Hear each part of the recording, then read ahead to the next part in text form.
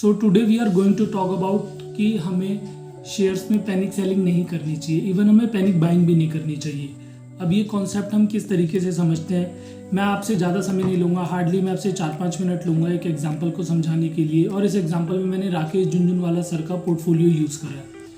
अब ये पोर्टफोलियो में जो टॉप 10 होल्डिंग्स है वो मैंने यूज़ करी हैं, और ये टॉप 10 होल्डिंग्स आपको किसी भी वेबसाइट से मिल जाएंगी। अगर आप गूगल पे भी जाके लिखेंगे कि राकेश झुनझुनवाला पोर्टफोलियो होल्डिंग्स, तो आपको टिकर टेप या आपको मनी कंट्रोल या आपको ट्रेंड लाइन पे दिख जाएंगी कि उनकी टॉप 10 होल्डिंग्स कौन सी हैं। टॉप 10 होल्डिंग्स मतलब मार्च 2022 में हाईएस्ट परसेंटेज ऑफ होल्डिंग्स उनकी कौन सी है। तो उनके पास टोटल 10 होल्डिंग्स है, टोटल 10 होल्डिंग्स नहीं है, मैंने सिर्फ और सिर्फ 10 होल्डिंग्स ली हैं आपको समझाने के लिए एक एग्जांपल। तो उनके पास जो पहली 10 होल्डिंग्स हैं जिनमें सबसे ज़्यादा परसेंटेज एलोकेट है उनके पोर्टफोलियो में, वो होल्डिंग्स हैं Aptech, Star Health, Metro Brand, NCC, Nazara Technologies, Rallis India, Bilcare, Agrotech, Vatech Wabag और जियोजित फाइनेंशियल सर्विसेज। मैं आपको दोबारा रिपीट कर देता हूँ, उनकी वो कौन सी 10 होल्डिंग्स है जो सबसे ज़्यादा पोर्टफोलियो में एलोकेट हैं। ये सारी परसेंटेज वाइज है। Aptech, Star Health, Metro Brand, NCC, Nazara Technologies, Rallis India, Bilcare, Agrotech, Vatech Wabag, Geojit financial services. अब ये टॉप उनकी 10 होल्डिंग्स है जिनमें सबसे ज़्यादा परसेंटेज एलोकेशन है। बट मैं आपको ये समझाना चाहता हूँ, लास्ट 6 महीने अगर आप इनका रिटर्न कैलकुलेट करेंगे, और रिटर्न्स को देखने के लिए आप एक बेसिक किसी भी वेबसाइट पे जा सकते हैं। तो मैंने किस वेबसाइट का यूज़ करा है, मैंने यूज़ करा है मोजो मार्केट का। किस वेबसाइट का यूज़ करा है, मैंने मोजो मार्केट का। तो लास्ट 6 मंथ में इन 10 स्टॉक्स ने क्या परफॉर्मेंस दी है वो मैं आपको बता देता हूँ। एपटेक ने लास्ट 6 मंथ में आपको -35% का रिटर्न दिया है। रिटर्न नहीं है, आपकी वेल्थ डिस्ट्रॉय करिए -35% से। अगर आप स्टार हेल्थ देखेंगे, लास्ट 6 मंथ का रिटर्न अवेलेबल नहीं है, ईयर टू डेट अवेलेबल है, मीन्स जनवरी से अब तक का क्या रिटर्न रहा है, -9%। अब मेट्रो ब्रांड ने पॉजिटिव रिटर्न दिया 25% का। एनसीसी ने -12% से वेल्थ को डिस्ट्रॉय करा है। नज़ारा टेक्नोलॉजीज़ ने -46% से, रैलिस इंडिया ने -20% से, बिल केयर ने -10% से, एग्रोटेक ने -12% से, वाटेक ने -26% से और जियोजित फाइनेंशियल सर्विसेज ने -32% से। ओवरऑल मैंने आपको 10 स्टॉक्स बताए झुनझुनवाला सर के पोर्टफोलियो के, फिर उनका रिटर्न बताया लास्ट 6 मंथ का, और एक स्टॉक में ईयर टू डेट का रिटर्न। अगर हम इसका एक एवरेज रिटर्न देखेंगे ना, तो -18% का रिटर्न दिया लास्ट 6 मंथ में राकेश झुनझुनवाला सर के पोर्टफोलियो ने। तो अब इससे हमें टीचिंग्स या लेसन क्या मिलते हैं, चाहे कितने भी बड़े सर का पोर्टफोलियो, चाहे राकेश झुनझुनवाला सर है, चाहे विजय केडिया सर है, जब मार्केट क्रैश होती है तो कितना भी अच्छा पोर्टफोलियो, कितने भी फंडामेंटली स्टॉक्स स्ट्रॉन्ग्स हो, वो मार्केट के साथ साथ करेक्ट होते ही होते हैं। और हाँ, खासकर अब मेरे पास ऐसी क्वेरीज आती रहती हैं कि लास्ट 3 महीने मैंने पोर्टफोलियो बाय करा, फॉर एग्जांपल किसी ने 4 लाख रुपए लगाए या 6 लाख लगाए, वो 6 लाख 20% नीचे, फॉर एग्जांपल 1,20,000, तो है ना, डाउट करने लग जाते हैं मार्केट ठीक है या नहीं है। तो स्पेशली उन इन्वेस्टर से रिक्वेस्ट है कि आपको है ना मार्केट में एंटर ही नहीं करना चाहिए, क्योंकि आप इस मार्केट के लायक नहीं हो। क्योंकि जब राकेश झुनझुनवाला सर का पोर्टफोलियो नीचे है तो आपको क्या लगता है कि आपका पोर्टफोलियो ऊपर चला जाएगा, मार्केट से ऑपोजिट चलने लग जाएगा। रियलिटी में ऐसा नहीं होता। अगर आपको ऐसा लगता है ना, तो आप जैसे इन्वेस्टर स्पेशली जिनको ये चीज़ लगती है कि जहाँ से स्टार्ट करे बस वहाँ से मार्केट ऊपर ही जाती रहे, बट ऐसा रियलिटी में पॉसिबल नहीं है। तो आज हमने सिर्फ एग्जांपल लिया राकेश झुनझुनवाला सर के पोर्टफोलियो का। उनका पोर्टफोलियो भी लास्ट 6 मंथ में -18% से डाउन है। इसका क्या रीज़न है मैं आपको बताता हूँ। अगर मैं अक्टूबर से बात करूँ, 19 अक्टूबर से लेके 20 दिसंबर तक, मतलब एटलीस्ट 2 महीने, मार्केट 18,400 से 16,600, मार्केट ने 10% की करेक्शन ली 2 महीने में। फिर 18 जनवरी से लेके 7 मार्च दोबारा 2 महीने अप्रॉक्सीमेट हुए, 18,100 से लेके 15,800, मार्केट ने फिर करेक्शन ली आपका 12.5% की।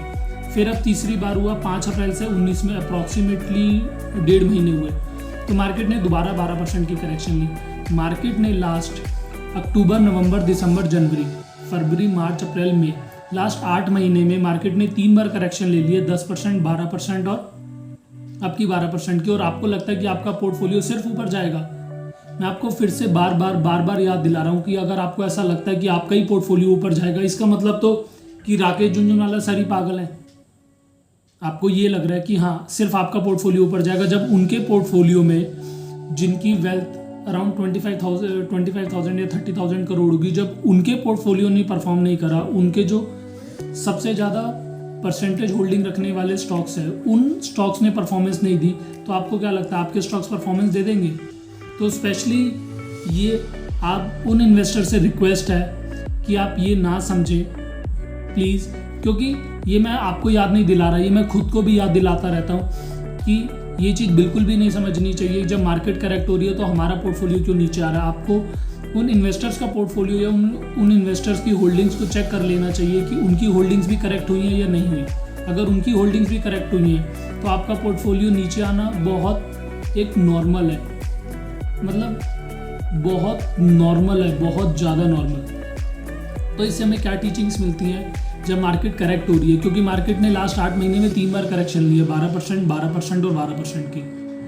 तो जब मार्केट करेक्ट हो सकती है, जब मार्केट में करेक्शन 3 बार आई है तो आपका पोर्टफोलियो ऑब्वियसली करेक्ट होगा। और मार्केट ने जब अराउंड 12-14% की करेक्शन ली है और आपके पोर्टफोलियो में अगर स्मॉल कैप, मिड कैप और लार्ज कैप का मिक्सचर है, तो वो ऑब्वियसली 16-18% की करेक्शन होगी। और राकेश झुनझुनवाला सर का पोर्टफोलियो अगर -18% से वेल डिस्ट्रॉय कर सकता है, तो आपका या मेरा पोर्टफोलियो तो एक ऑब्वियस है, इतनी तो डिस्ट्रक्शन बनती है। क्योंकि ये डिस्ट्रक्शन नहीं है, ये एक अपने आप में एक अपॉर्चुनिटी है दोबारा से डिस्काउंटेड प्राइस पे शेयर्स को बाय करने के लिए।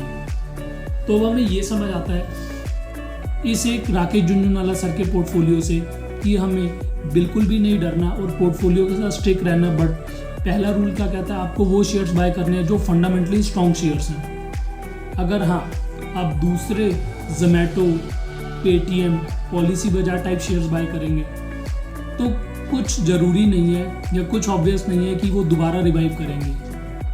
मैं आपको एक रियल स्टोरी समझाता हूँ या सुनाता हूँ। एक मेरा इन्वेस्टर है, मेरा एक क्लाइंट भी कह सकते हैं, उन्होंने कुछ शेयर्स लिए जोमेटो के, एवरेज करे, शेयर्स का एवरेज करते करते करते करते काफ़ी एक अच्छा प्राइस आ गया। अराउंड उन्होंने 120 पे बाय करना शुरू होगा, वो एवरेज प्राइस आ गया 80-85 के अराउंड। शेयर्स 55 से दोबारा रिवाइव कर गया लास्ट मंथ में 30-40%। इट डजेंट मीन कि अगर उनकी जो जोमेटो में उन्होंने अराउंड 20,000 शेयर्स की उनकी इन्वेस्टमेंट है, एक शेयर ने रिवाइज कर दिया 55 से आपका 70%, 30-40% रिवाइव कर दिया। इट डजेंट मीन कि आप कोई भी किसी भी शेयर्स में इन्वेस्टमेंट करेंगे हर बार वो रिवाइव करेगी। एक बार रिवाइव हो गया बट हर बार रिवाइव नहीं होगा, क्योंकि जोमेटो के साथ कोई ऐसी न्यूज़ होगी कि हाँ शेयर रिवाइव हो गया। तो मेरी आप सबसे रिक्वेस्ट है कि इस मामले में स्पेशली आपको कभी भी पैनिक सेलिंग नहीं करनी है। क्यों? क्योंकि आपको ये भी चेक करना है कि मार्केट में क्या करेक्शन आई है, क्या करेक्शन आई है। अगर मैं आपसे पूछूं कि राकेश झुनझुनवाला सर का पोर्टफोलियो -18% से करेक्ट हो सकता है, तो हमारा नहीं, बिल्कुल हो सकता है।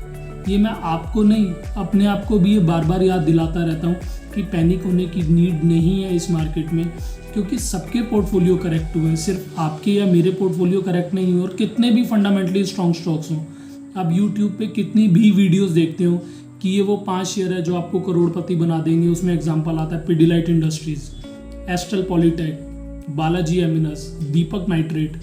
कितने भी स्ट्रॉन्ग शेयर्स हो, कितने भी फंडामेंटली स्ट्रॉन्ग शेयर्स हो, उनका return on capital employed, return on equity 20% से ज़्यादा हो अब with in 3 years CAGR basis पे, उनकी सेल्स ग्रोथ बहुत अच्छी हो, उनका डेट टू इक्विटी रेशियो बहुत अच्छा हो, उनका पीजी रेशियो बहुत अच्छा हो, डेटर डेज, क्रेडिटर डेज, उनकी बोरोइंग्स, रिजर्व्स, सब कुछ अच्छा है, सब कुछ वैलिड है according to you, according to your parameters. It doesn't mean कि वो करेक्ट नहीं होंगे। जब मार्केट करेक्ट होती है तो सारे शेयर्स करेक्ट होते हैं, चाहे वो आपका शेयर है चाहे मेरा शेयर है, क्योंकि अल्टीमेटली मार्केट करेक्ट हुई है। तो इससे हमारी 2 या 3 टीचिंग्स निकल के आती हैं कि आपको जब मार्केट करेक्शन हुई है तो आपको ओवरऑल देखना है कि हाँ फंडामेंटली स्ट्रॉन्ग स्टॉक्स हैं क्या नहीं है, your portfolio have fundamentally strong stocks और नॉट। अगर नहीं है तो आपको उन शेयर से एग्जिट हो जाना चाहिए या कोई शेयर पर्टिकुलरली आपका 30-40% गिर गया, तो आपको ये ज़रूर चेक करना चाहिए कि वो उसका रीज़न क्या है,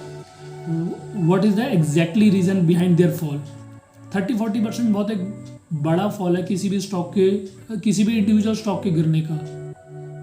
हाँ, कोई पर्टिकुलर रीज़न नहीं है, मार्केट करेक्ट हुई है, आपका स्टॉक भी करेक्ट हुआ है, इट्स ओके। बट हाँ, कोई पर्टिकुलर रीज़न है और आपको लगता है कि वो स्टॉक फंडामेंटली स्ट्रॉन्ग नहीं है, लाइक जोमेटो, पेटीएम, मैं आपको बार बार रिपीट कर रहा हूँ, कौन से स्टॉक्स फंडामेंटली स्ट्रॉन्ग नहीं होते, लाइक जोमेटो, पेटीएम, पॉलिसी बाजार, क्योंकि लास्ट 3 ईयर्स 5 ईयर्स से अगर आप जाके चेक करेंगे ना, कोई खास रिटर्न नहीं प्रोवाइड करा उन शेयर्स ने।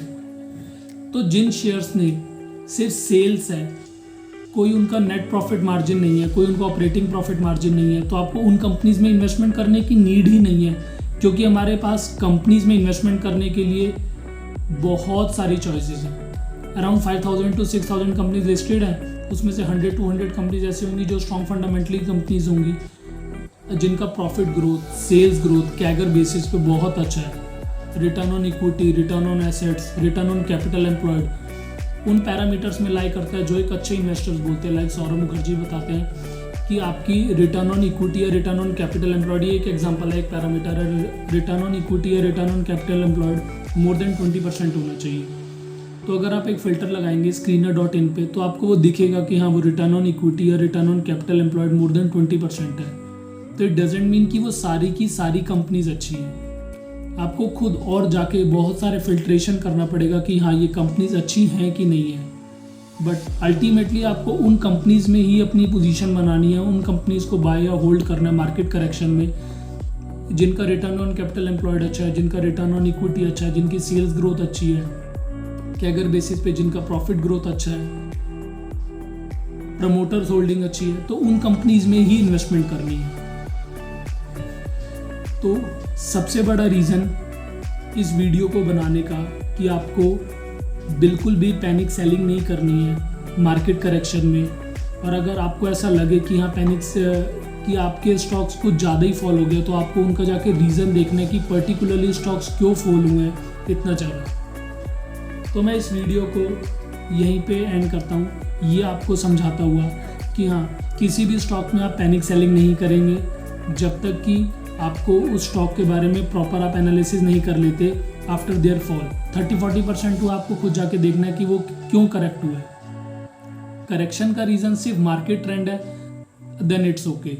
करेक्शन का रीज़न कुछ और है apart from that market trend, कोई न्यूज़ है, कोई प्रमोटर होल्डिंग कोई न्यूज़ है, कोई और आउटसाइड न्यूज़ है, तो आपको जाके चेक करना है कि इस स्टॉक को, पर्टिकुलर स्टॉक को होल्ड करके रखना है या सेल करके रखना है, या इसमें और पोजीशन बनानी है क्योंकि वो आपको डिस्काउंट रेट पे मिल रहा है। बट आपको पैनिक सेलिंग नहीं करनी अननेसेसरी, सिर्फ ये सोच के कि हाँ, मार्केट नीचे है, पूरा पोर्टफोलियो नीचे है। इवन राकेश झुनझुनवाला सर का पोर्टफोलियो -18% से करेक्ट हो सकता है, तो हमारा पोर्टफोलियो तो बहुत ऑब्वियस है, बहुत ऑब्वियस है। चलिए, मैं इस वीडियो को एंड करता हूँ और नेक्स्ट वीडियो में आपके साथ या आपके लिए लेके आऊँगा विजय केडिया सर का पोर्टफोलियो की उनकी जो टॉप 10 होल्डिंग्स है वो कितनी करेक्ट हुई है लास्ट 6 मंथ में। Thank you.